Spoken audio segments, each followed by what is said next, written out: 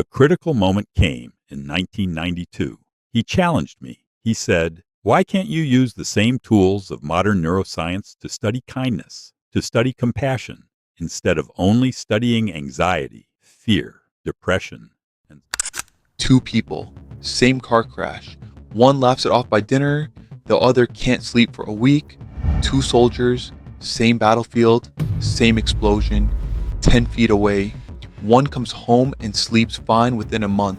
The other can't hear a car backfire 3 years later without his hands shaking. Same event, same pressure, same moment in time, completely different brains. Now, here's the question nobody asks. Not what happened to them, but why did their brains respond so differently? Because the answer to that question is the answer to almost every emotional struggle you have ever had.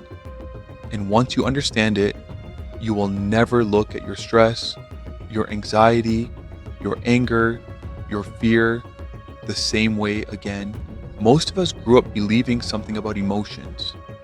We believed they just happen, like weather, unpredictable, uncontrollable, just something you survive. You get angry, that's just who you are.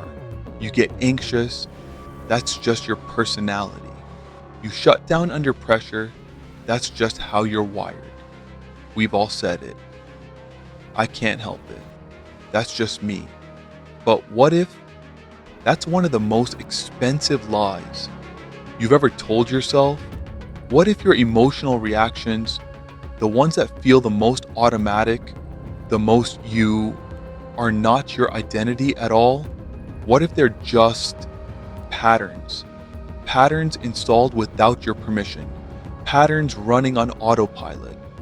And this is the part that changes everything, can be uninstalled. Richard Davidson, neuroscientist, University of Wisconsin, 30 years, scanning thousands of brains, monks, war veterans, trauma survivors. And what he found broke every assumption psychology had built for a century. Emotional resilience, the ability to stay calm, recover fast, not spiral when life hits hard, is not a personality trait. It is not something you are born with or without. It is a skill, a trainable, measurable, physical skill. The brain of someone who handles stress well looks structurally different from someone who doesn't. Not because they were born that way, but because of what they repeatedly did. Think about what that means for you. Your brain has 86 billion neurons, and every single day, every thought you think, every reaction you run, every emotional spiral you follow, those neurons are forming connections. Neuroscientists call it neuroplasticity. But here's the simple version. Your brain rewires itself based on what you repeatedly do. Every time you catastrophize, that pathway gets faster. Every time you spiral into anxiety, that circuit gets stronger. Every time you react before you think, that becomes a default. And here's the part that should stop you cold. You didn't choose most of these patterns. A scary moment in childhood installed one. A relationship that made you feel small installed another. Years of watching negative news installed 10 more. And now they run automatically before you can stop them, before you even know they've started. You feel the anger and you're already reacting. You feel the anxiety and your chest is already tight. You feel the shame and you've already gone silent. That's not weakness. That's just your brain doing exactly what it was trained to do. And here's what nobody tells you about training. It works in both directions. Harvard Medical School. They took a group of ordinary people, not monks, not athletes, not gurus, ordinary people, put them through just 8 weeks of mindfulness practice, scanned their brains before, scanned them after. What they found was almost impossible to believe.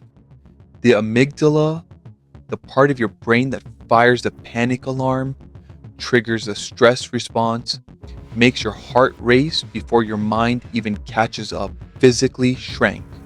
Not metaphorically, not slightly, measurably, visibly, structurally smaller.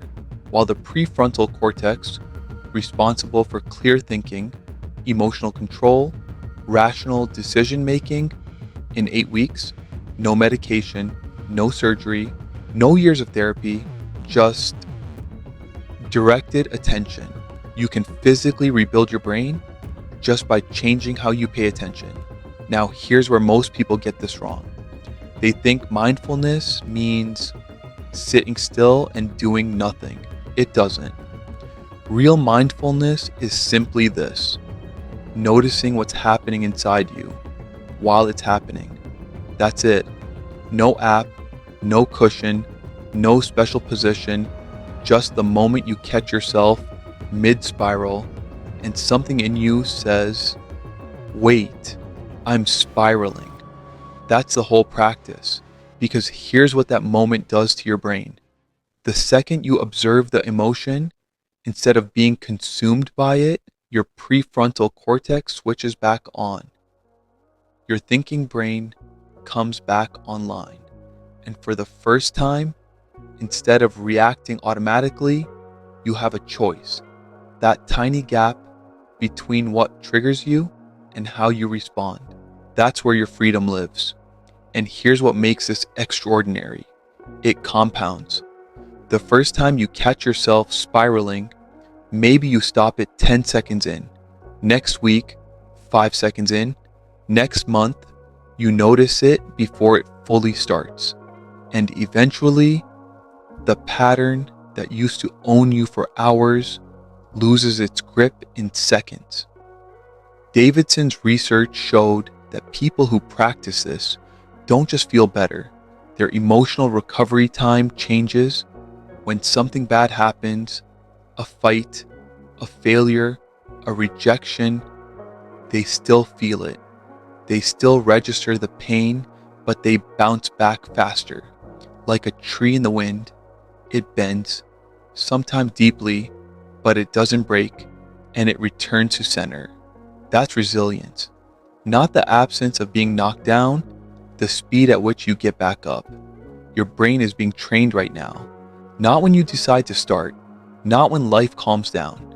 Right now, every reaction you don't catch trains the pattern deeper. Every anxious thought you follow makes the path wider.